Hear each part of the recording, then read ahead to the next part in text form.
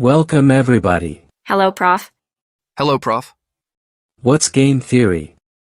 And what are its applications? Game theory isn't only about games, because despite its name, it's not limited to studying the problem of games. Game theory is a fascinating field of applied mathematics, which studies the strategic interactions between different agents, often called players.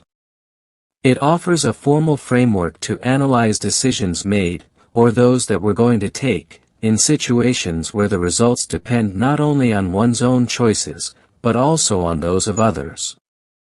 Game theory has applications in many domains: economics, social sciences, political sciences, biology, computer science, sports to evaluate the probabilities of winning, and in games of chance too. Game theory, although rooted in mathematics and its applications, particularly to economics, is deeply influenced by psychology. This discipline, which studies mental processes and human behaviors, brings essential nuances to the analysis of strategic interactions. Indeed, it studies strategic decisions between actors interacting in a common environment.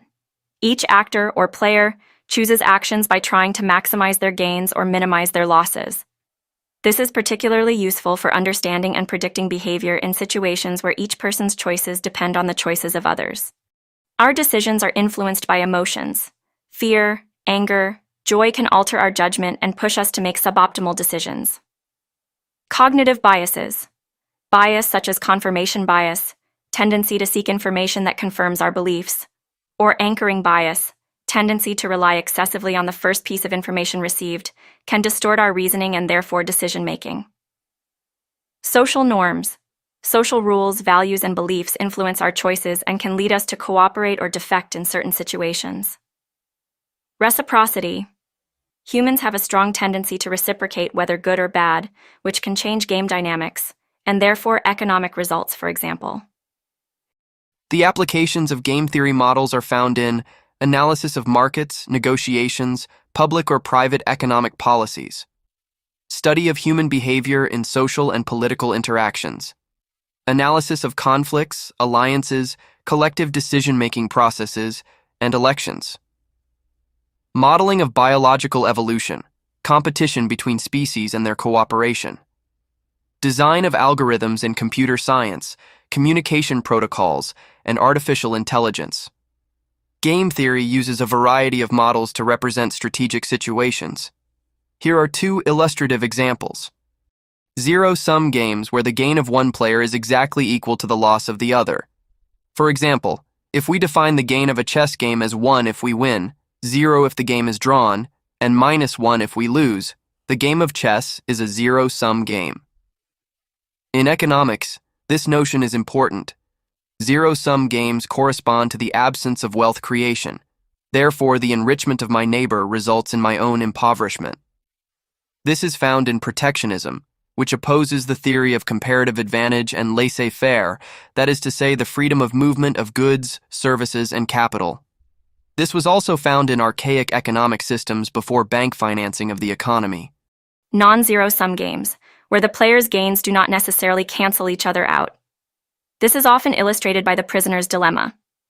The prisoner's dilemma is a theoretical situation in game theory, where two individuals involved in the same case, unable to communicate, must choose between betraying their accomplice or not betraying.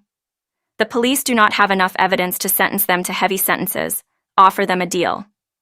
If both betray each other, they receive a moderate punishment, for example, a sentence of 4 years in prison. If only one betrays, he is rewarded. He will be sentenced, for example, to 1 month in prison, and the other severely punished. He will be sentenced to 7 years in prison, for example. If they do not betray each other, they cooperate with each other without knowing it, both are punished but with a reduced sentence compared to the seriousness of the case, for example, a sentence of 2 years in prison. Why it is a dilemma? Each individual is tempted to betray the other to escape or minimize his own punishment. But not knowing what the other will do, if both betray at the same time, the situation is worse for both than if they remain silent. The inability to communicate and trust each other often pushes towards betrayal in such situations. This concept in the prisoner's dilemma, seemingly simple, has implications far beyond the interrogation room. It can model many real-world situations. Economic competition. Two firms may be tempted to lower their prices to gain market share, even if this may result in lower profits for both. International negotiations. Countries may be tempted to break international agreements if they believe that other countries will not either. Interpersonal relationships. In a relationship, each party may be tempted to put their own interests first, even if this may harm the relationship as a whole. To find the best strategy in game theory, the Nash equilibrium is often used. A Nash equilibrium is a situation where each player correctly predicts the choice of the others. Each player maximizes their payoff given this prediction. In the prisoner's dilemma model, the Nash equilibrium is generally reached when both players choose to betray. Indeed, if one cooperates and the other betrays, the traitor is better off. Thus, each has an interest in betraying, even if the best situation for both would be to cooperate. But there is no communication between the two prisoners for an agreement. In summary, the prisoner's dilemma shows us how rational individual choices can lead to suboptimal collective outcomes.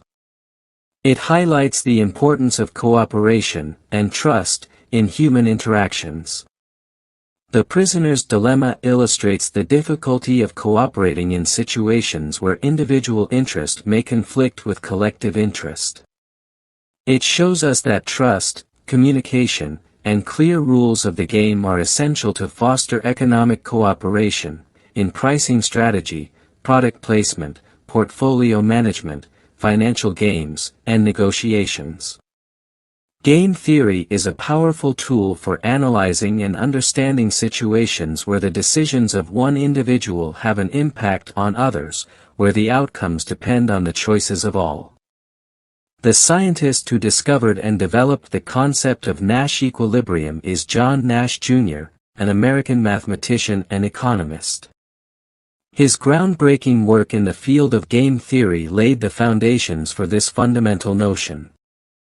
For his major contributions to game theory, John Nash was awarded the Nobel Prize in Economics in 1994. His work has had a profound impact on many fields, from economics to biology to politics and sociology. Thanks for watching this video until the end, and see you soon in another topic.